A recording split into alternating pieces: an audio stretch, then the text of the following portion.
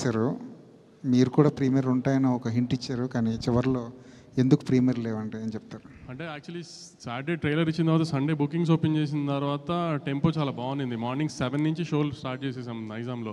Morning 7కి show వేసిన తర్వాత ఇంకా ముందు రోజు ప్రీమియర్ అనవసరం అనిపించింది. సో కానీ ఇంచుమించుగా యూఎస్లో షో స్టార్ట్ అయ్యే టైం ఇండియాలో 10:30, 11 అవుతుంది. ఆ టైంకి స్టార్ట్ అయిపోతుంది. ఇవాళ నైట్ 10:30, 11 ఇండియా టైంలోనే యూఎస్లో షో స్టార్ట్ అయిపోతుంది. 2 years నుంచి విజయ్ని గమనిస్తున్నారు కదా, మీరు పర్టికులర్గా ఒక ప్రొడ్యూసర్గా, ఒక సినిమా గోయర్గా అబ్జర్వ్ చేసిన విషయం ఏంటండి? ఆయన కూడా మనలాగా ఒక నార్మల్ మనిషి, అనవసరంగా హంగామా చేసి దాన్ని ఇప్పుడు దాకా మీరు చూస్తున్నారు కదా వారం 10 రోజుల నుంచి ఆయన అసలు చాలా నార్మల్ మనిషి. ఆయన అసలు హీరోలా కూడా ఎప్పుడు బిహేవ్ చేయరు. అసలు ఇంటర్వ్యూలు ఇవ్వకపోవడానికి మీడియాతో ఇలా ఉండి అలా ఉండే మీరు ఏమైనా గైడెన్స్ ఇచ్చారా? మీరు ఎందుకు అయినా అంతగా ఆయనకే పెద్ద టీములు తిరుగుతున్నాయి ఆయన చుట్టూ, మేము గైడెన్స్ ఏం అక్కర్లేదు. కానీ ఎందుకు ఇప్పుడు మామూలుగా ప్రమోషన్స్ అన్నీ బాగా చేస్తాం కదా, ఇప్పుడు ఆ ప్రమోషన్స్ అన్నిటికీ మెయిన్ గోల్ ఏంటి, మాకు ఓపెనింగ్ కదా. ఆ ట్రైలర్ మీద కానీ ఇప్పుడు ఈ లాస్ట్ రిలీజ్ చేస్తున్న పాట మీద కానీ వీఆర్ వెరీ కాన్ఫిడెంట్. ప్లస్ ఏంటంటే ఆమె 1 week ముందే కళ్యాణ్ గారి సినిమా ఉంది. So we didn't want to disturb that, మధ్యలో దూరి ఇది అంతా అని. సో అది అయిపోయిన తర్వాత ప్రమోషన్ స్టార్ట్ చేద్దాం అనుకున్నాం. అలానే ట్రైలర్ చేసి అలానే ప్లాన్ చేసాం. సో ఇంకా ఇంటర్వ్యూలు ఏని స్పేస్ అవుట్ చేసే టైం లేదు అసలు, చూశారు కదా ఇంకా మీరు కూడా. అందుకని ఇంకా విజయ్ గారు, గౌతమ్ జెర్సీ లాంటి కథ చేసిన గౌతమ్ మీ దగ్గరకు వచ్చి కూర్చున్నప్పుడు ఏదో ఒక సెన్సిబుల్ స్టోరీ చెప్తారనుకున్నారా, లేదంటే?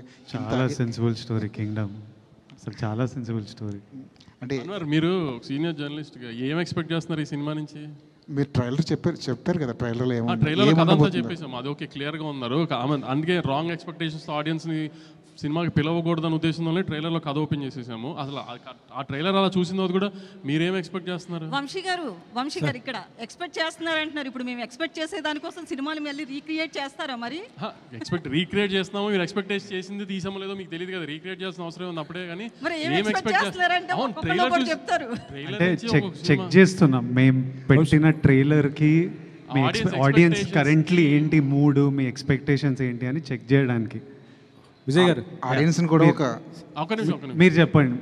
ఆడియన్స్ని కూడా ఒక వార్ జోన్లోకి లాగే ప్రయత్నం అయితే చేస్తున్నారు.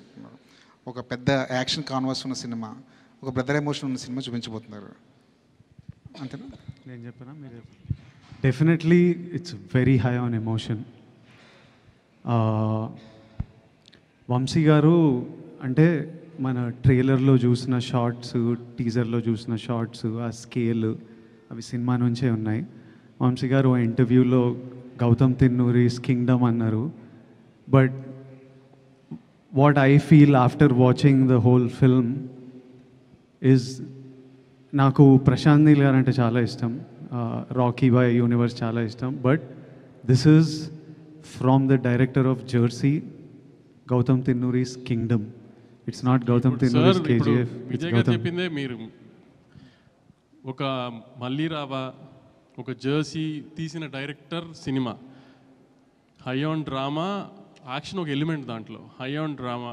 కానీ మీరు చెప్పినట్టు గ్రాండ్ విజువల్స్ ఆటలతో ఒక కొత్త వరల్డ్ క్రియేట్ చేయడానికి ట్రై చేస్తాం, న్యాచురల్ లొకేషన్స్తో. అంటే ఒక సెట్ వేసి ఒక ఆర్టిఫిషియల్గా అలా కాకుండా ఒక న్యాచురల్ లొకేషన్స్కి వెళ్ళి ఒక వరల్డ్ క్రియేట్ చేయడానికి ట్రై చేసాం, విత్ చాలా గ్రాండ్ విజువల్స్తో. దాంట్లో గౌతమ్ ఒక మంచి డ్రామా ఉన్న కథ చెప్తున్నాడు, యాక్షన్ దానికి ఒక బ్యాక్ డ్రాప్ మాత్రమే.